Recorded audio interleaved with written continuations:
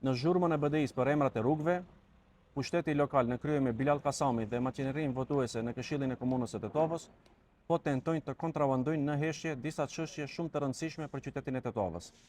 Të hënën me 13/7 në seancën e Këshillit, përveç ujmazëve digjital, kjo udhëtësi e fiksuar që punët publike t'i delegojë te firmat private për arsye të përfitimeve personale, tenton që parkingu të qytetit t'i krijojë konkurrencë private. Këtë e bëjnë duke e dhënë me koncesion ose partneritet publiko-privat edhe rrugët dhe trotuarat nëpër mohallat e Tetovës me qëllim që të pasurohet ndonjë firmë private në kurriz të tetovarëve. Bilal Kasami duhet të përgjigjet. Pse ndërmarrja publike e parkingu i qytetit del me humbje?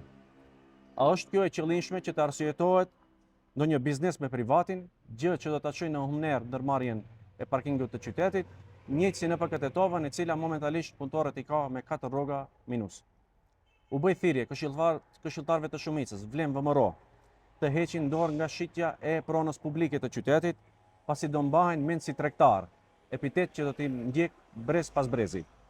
Në fund një pyetje për Bilal Kasamin. A është haram ose halal shitja e pasurisë publike që konsiderohet vakëf për qytetarët?